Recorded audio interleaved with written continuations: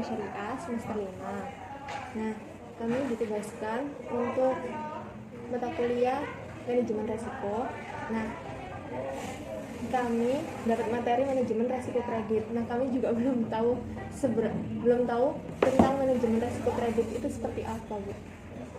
Manajemen resiko kredit ya Mbak ya. Iya, kita mengambil keputusan itu kita harus mengetahui risikonya seperti apa gitu kan. Maksudnya resiko sendiri itu apa sih Mbak artinya?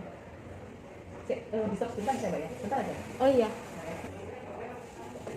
Jadi ini kan saya di sini sebagai marketing kredit ya Mbak ya. Oh iya. Pembiayaan, khususnya pembiayaan. Tapi kalau ditanya masalah manajemen resiko dalam ini yang difokuskan untuk kredit aja ya? Atau mungkin seluruh atau di bank atau di perbankan syariah atau gimana? Kayaknya sih seluruh, Bu. Karena kalau seluruh ada banyak kan resiko itu kan sebenarnya itu suatu kerugian ya Mbak ya. Iya. Jadi suatu kerugian yang bisa menyebabkan segala sesuatu yang terjadi. Apa, Bu? Resiko itu kan suatu kerugian yang disebabkan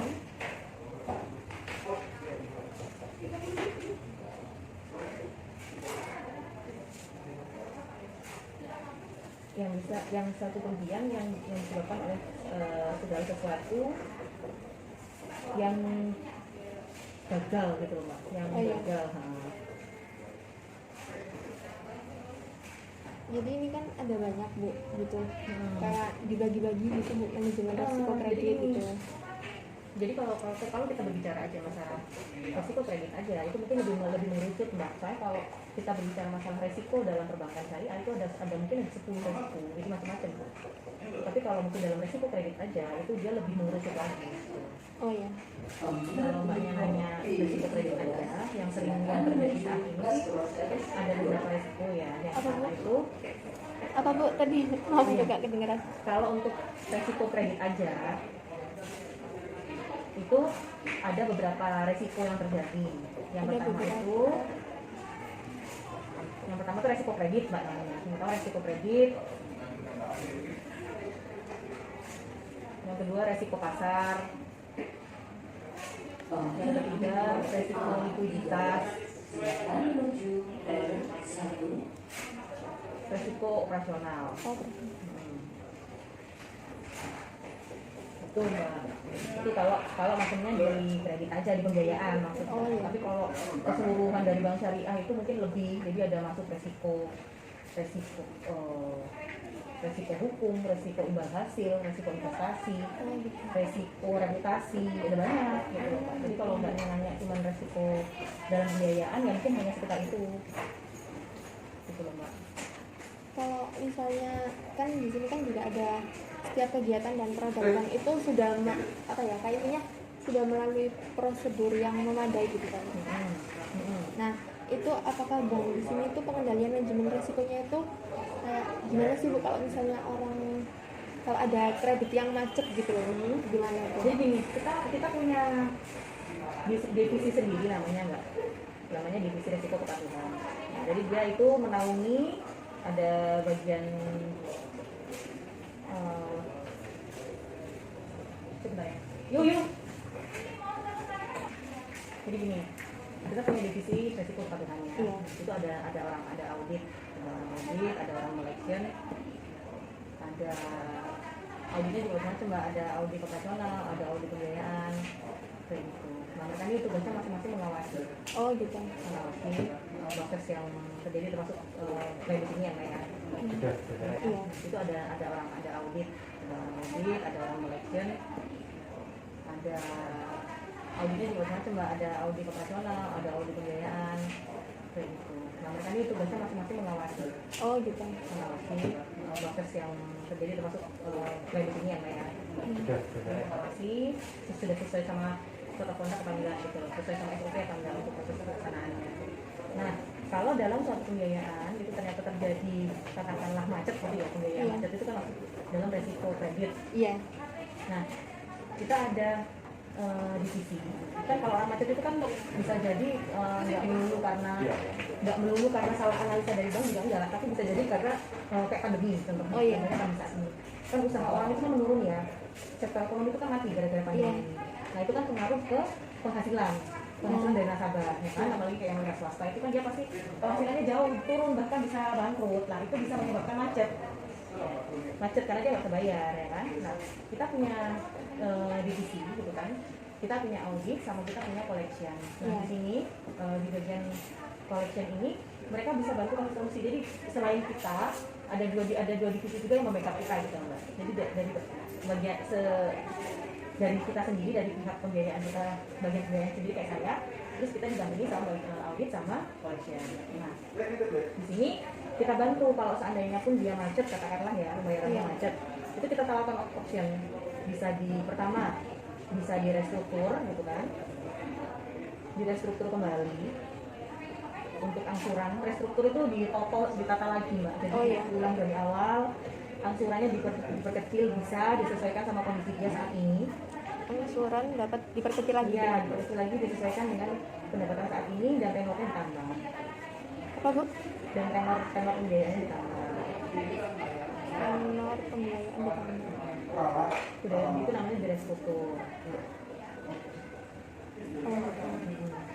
Angsuran kecil, itu restruktur. Ada lagi namanya direkondisi, rekondisional.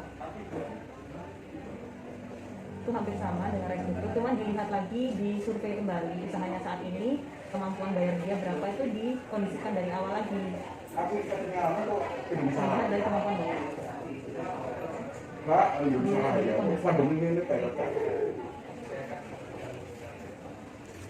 Gitu. Cuman yang banyak dilakukan sama orang tuh di restruktur tuh ya. Oh, lebih banyak digunakan sama orang-orang. Jadi restruktur itu suatu waktu bisa kembali normal, jadi karena ketika dia sudah pendapatannya sudah naik lagi gitu ya. Jadi restruktur itu ada jangka waktunya, katakanlah bisa 1 tahun atau 2 tahun gitu. Nanti setelah dia usahanya normal lagi, dia balik lagi ke angsuran awal. Oh iya. Kayak gitu.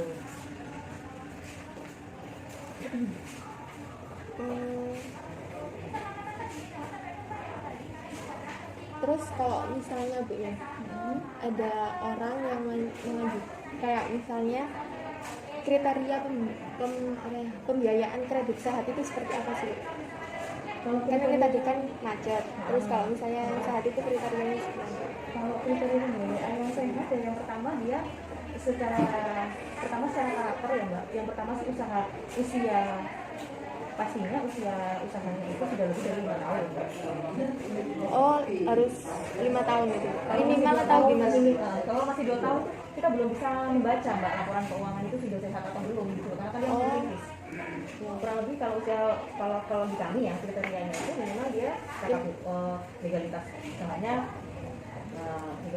lengkap ya mbak ya. Pertama, terus usahanya lebih dari 5 tahun. Terus yang ketiga secara karakter bagus, baik itu ownernya, pengurus perusahaannya itu secara karakter baik. Nah, terus kemampuan bayarnya, kemampuan bayar nasabah itu secara laporan keuangan, jadi secara neraca, laporan bisnis dan lain-lain itu bagus, surplus gitu loh mbak.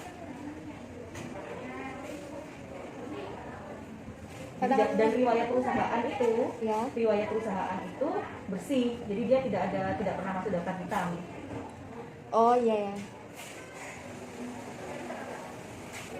Kalau misalnya ya, ada orang yang butuh dana tapi usia usahanya itu kurang dari 5 tahun gitu, gimana itu? Itu kita lihat lagi mbak, kita analisa lagi. Katakanlah dia baru usaha selama 2 tahun terakhir ya.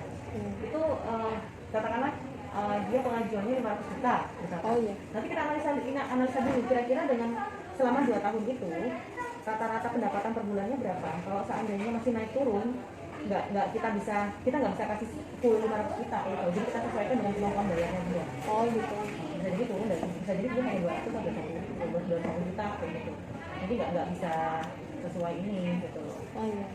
Cuman kalau yang sehat sih memang di atas 5 tahun baru bisa dilihat gitu. Perusahaan itu kan kalau sudah di atas 5 tahun itu sudah kelihatan naik turunnya gitu loh mbak. Iya. setelah laporan keuangan itu atau 2 tahun gitu. Oh, Nanti gitu. setelah dia usahanya normal itu dia balik lagi ke angsuran awal. Oh iya. Kayak gitu. Hmm. Terus kalau misalnya Bu ya, ada orang yang mengajukan kayak misalnya kriteria pembiayaan kredit sehat itu seperti apa sih? Kalau Kan ini tadi kan macet. Terus kalau misalnya sehat itu kriterianya seperti apa? Kalau kriteria pembiayaan yang sehat ya, yang pertama dia secara karakter ya Mbak. Yang pertama sih usia, pastinya usia usahanya itu sudah lebih dari 5 tahun. Oh, harus 5 tahun gitu. Minimal atau gimana? Kalau masih 2 tahun kita belum bisa membaca Mbak laporan keuangan itu sudah sehat atau belum gitu. Karena kan dia masih kritis. Kurang lebih kalau di kami ya kriterianya itu minimal dia legalitas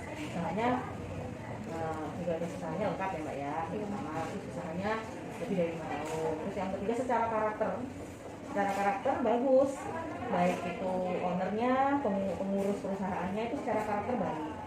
Nah, terus kemampuan bayarnya, kemampuan bayar nasabah itu secara laporan keuangan, jadi secara neraca, laporan bisnis dan lain-lain itu bagus, surplus gitu loh Mbak. Dan riwayat perusahaan itu bersih, jadi dia tidak pernah masuk daftar hitam. Oh iya ya.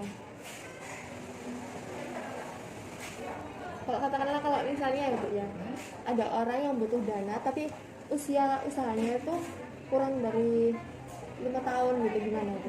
Itu kita lihat lagi Mbak, kita analisa lagi. Katakanlah dia baru usaha selama 2 tahun terakhir ya.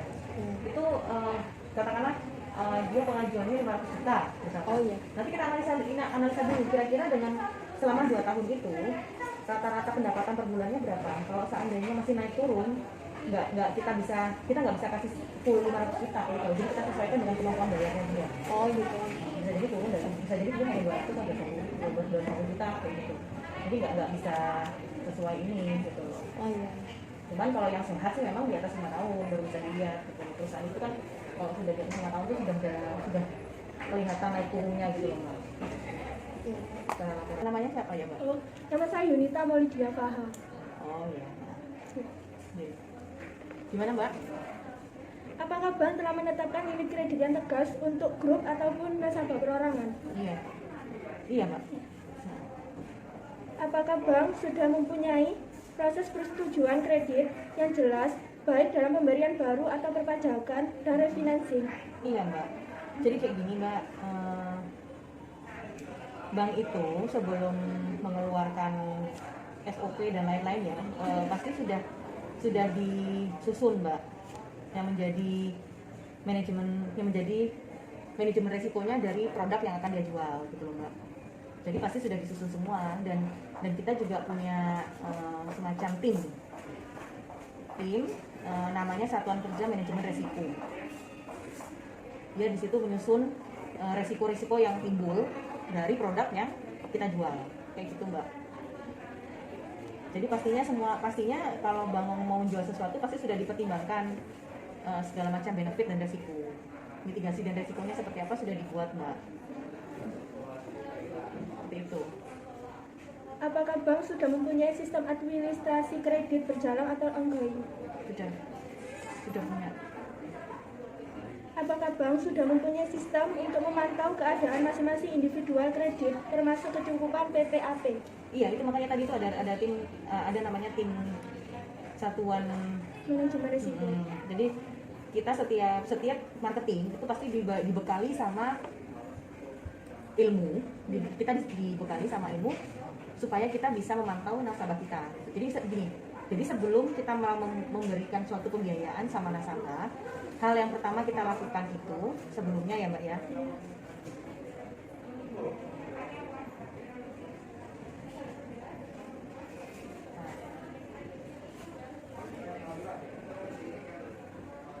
Pertama gini, hal yang pertama kita lakukan sebelum kita memberikan pembiayaan ke nasabah, yang pertama kita identifikasi dulu nasabah itu seperti apa.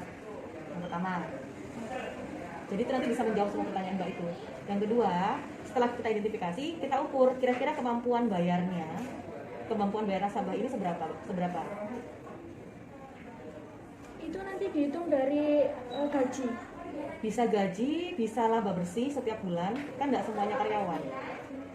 Jadi pembiayaan itu kan bisa dikasih sama karyawan, bisa dikasih juga sama orang yang punya usaha, kayak wira swasta, kayak gitu ya Mbak ya. Jadi bukan gaji aja, jadi dari pendapatannya dia per bulan berapa bersihnya, kayak gitu Mbak. Itu nanti diambil rata-rata. Kalau semuanya punya istri, itu dihitung keduanya atau? Tergantung. Jadi kalau pengajuan rumah nih, katakanlah kalau pengajuan rumah mau join income sama istri, ya kita hitung sama pendapatan istrinya juga. Tapi kalau dia nggak mau join income, katakanlah hanya dari pendapatan dia sendiri, ya kita hitung lagi kemampuan bayarnya dia aja berapa, supaya bisa dikasih pembiayaan, kayak gitu loh Mbak. Katakanlah dia minta ngajukannya 200 juta, tapi ternyata setelah kita hitung dengan gajinya dia aja nggak nututi. Nah, berarti dia harus join income sama istrinya kalau istrinya kerja. Join income sama istrinya, gitu kan? Baru bisa dikasih 200 juta. Tapi kalau istrinya nggak kerja, bisa jadi yang pengajuan 200 juta itu turun sesuai dengan kemampuan dia. Bisa jadi 100 juta, gitu kan? Itu jadi disesuaikan sama pendapatan dia. Itu untuk yang karyawan. Kalau yang wira swasta dilihat laba bersih dia setiap bulan setelah dipotong beban biaya dan lain-lain, laba bersih yang dia terima berapa setiap bulan, itu kita rata-rata selama 2 tahun terakhir itu kira-kira dapatnya berapa. Nah, nanti itu layak enggaknya dia dikasih pembiayaan dilihat dari situ. Itu yang kedua, pengukuran ya. Terus yang ketiga, pemantauan. Jadi setelah kita kasih pembiayaan, kita pantau Mbak setiap bulannya. Usahanya lancar apa enggak. Kayak misalnya karyawan jadi usahanya jadi karyawan selama dia kerja itu kerjanya bagus apa enggak. Misalnya kita pantau pembayarannya setiap bulan gitu loh. Rutin enggak sih pembayarannya? Itu kita pantau. Yang keempat, dengan adanya kita identifikasi, kita ukur, lalu kita pantau, kita kendalikan resikonya gitu loh. Itu yang keempat, itu pengendalian resikonya. Jadi kita hitung. Dengan kita kasih pembiayaan sekian, dengan kita pantau, itu kan otomatis kita mengendalikan resiko yang timbul. Jadi jangan sampai orang ini hilang, jangan sampai orang ini kena PHK, jangan sampai orang ini macet, katakanlah kayak gitu. Jadi kita kendalikan di situ Mbak resikonya. Dengan adanya pemantauan tadi. Kalau misal sekarang kerja terus bulan depan di PHK itu gimana? Ada namanya asuransi Mbak. Jadi setiap orang yang mengajukan pembiayaan itu pasti dilengkapi dengan asuransi jiwa dan kebakaran. Kalau untuk yang bekerja, kalau dia mengajukan KPR, dia kan punya jaminan Mbak. Ada jaminan yang dia jaminkan sertifikat rumah. Kalau misalnya dia PHK, dia tidak bisa bayar ya, katakanlah dia lepas, ya rumahnya kita jual. Rumah yang dia jaminkan kita jual, kita lelang. Tapi kalau yang namanya ada lagi pembiayaan yang tanpa jaminan pakai SK aja, itu kita lengkapi asuransinya jiwa sama wan prestasi. Jadi itu mencegah kalau seandainya nasabah itu kena PHK kayak gitu. Itu jiwa plus wan prestasi. Jadi begitu nasabah kena PHK, kita minta surat PHK-nya, kita cek dengan kebenarannya ke kantor. Setelah itu kita ajukan klaim ke asuransi supaya dia mengcover sisa hutang yang ada di bank, kayak gitu Mbak. Jadi jangan kira orang mau ngajukan hutang itu dia juga harus punya biaya gitu loh Mbak. Biaya administrasi, biaya asuransi jiwa, dan prestasi tadi itu, terus biaya notaris, itu yang harus dia siapkan gitu loh Mbak. Jadi yang hutang pun tuh dia juga harus bondo sama biaya gitu, di awal. Karena itu kan karena kita mau syariah kan, jadi otomatis bayarnya kan di awal untuk biaya-biaya itu.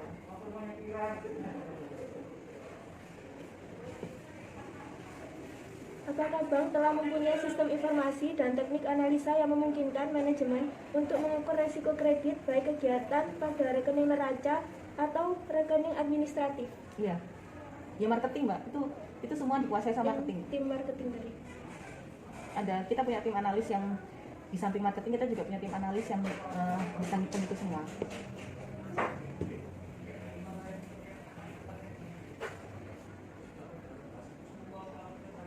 Apakah bank meyakini bahwa fungsi pemberian kredit dikelola sebagaimana mestinya dan bagaimana eksposur kredit secara konsisten berada dalam tingkatan standar kehati-hatian? Kalau untuk bank itu pasti punya, yaitu tadi kita punya prinsip, ada namanya prinsip kepatuhan ya kan Mbak. Jadi di bank itu ada namanya code of conduct gitu kan. Jadi itu ada rule atau aturan mengenai kepatuhan. apa yang menjadi SOP, standar operasional pembiayaan ya Pak ya. Maksudnya semua itu sudah ada, jadi sudah diatur gitu loh. Jadi pada saat bank itu menjual produk, otomatis itu sudah dilengkapi dengan mitigasi dan risiko dan aturan yang melekat pada pembiayaan itu gitu loh Mbak. Jadi pasti sudah dibuat kayak gitu. Pasti itu semua sudah melekat dari satu sama produk yang dijual.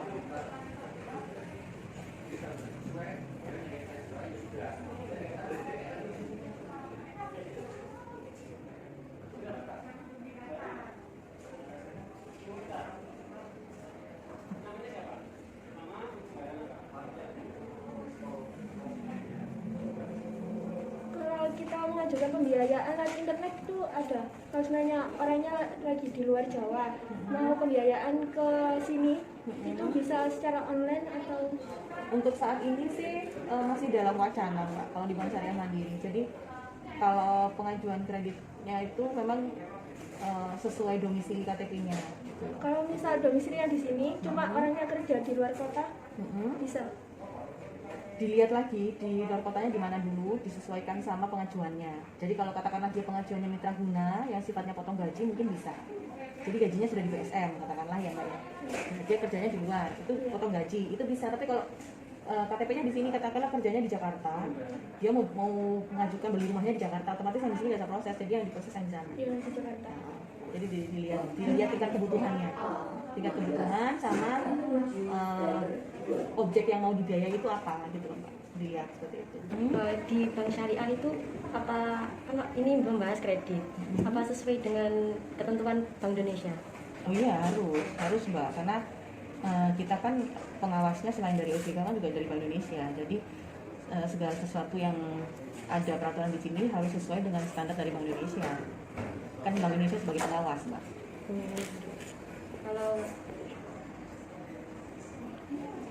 Kalau untuk kreditnya di bank syariah itu jaminannya seperti apa?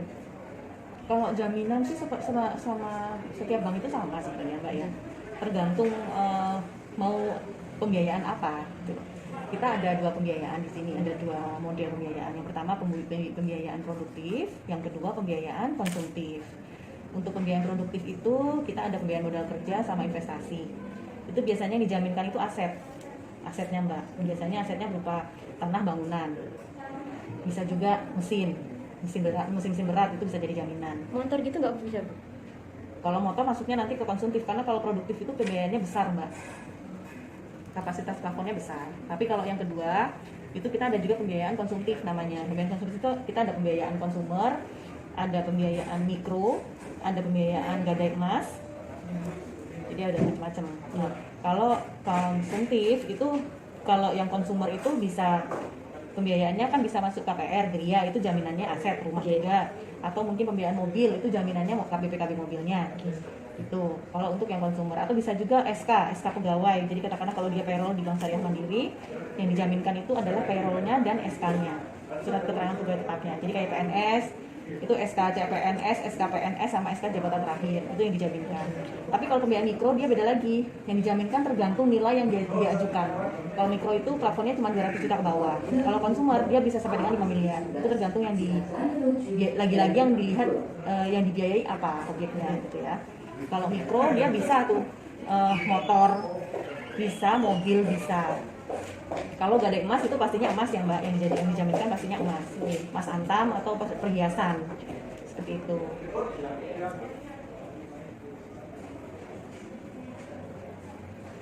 Kalau manfaatnya sendiri dari apa risiko kredit itu di bank syariah itu apa?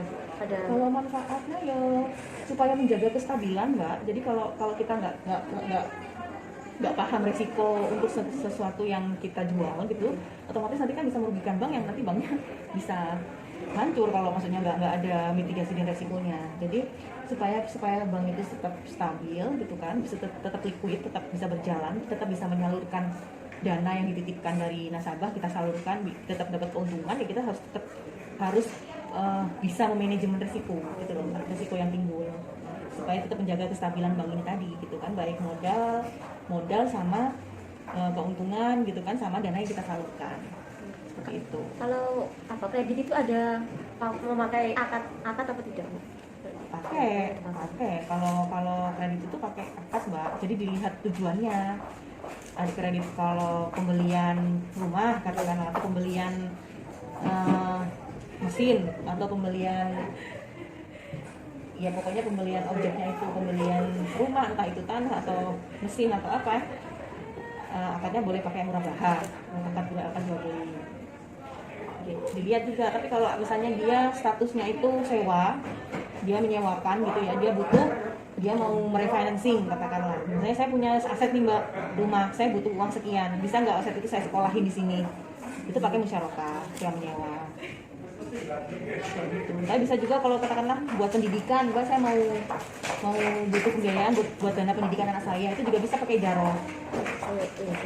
Pakai jaro. Jadi dilihat dulu peruntukannya buat apa gitu. Kalau jenis kreditnya itu di bank syariah itu apa, Bu? Itu tadi yang saya sebutin. Oh, yang ada produktif tanah, sama konsumtif yang tanah tadi. tadi ya, Bu, ya? Itu jenis-jenisnya.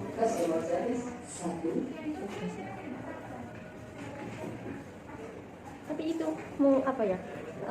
Ada akad apa? Bagi hasilnya nggak, Bu, di Ada. Jadi baik itu tabungan maupun pembiayaan pasti punya ada bagi hasilnya. Meskipun murabahah itu ada bagi hasilnya, Mbak. Murabahah itu ada bagi hasilnya. Musyarakah pun ada hisyah namanya. Hisyah. Jadi bagi hasil yang diberikan porsi bagi hasil yang dikasih sama antara nasabah sama pihak bank. Jadi kalau di dalam musyarakah itu namanya hisyah, kalau dalam murabahah itu namanya bagi hasil, margin bagi hasil. Cuman kalau bank syariah itu kan enaknya porsi bagi hasil itu kan disebutkan di awal pada saat akad gitu loh. Jadi nasabah itu tahu bank itu dapat keuntungan berapa. Itu tahu.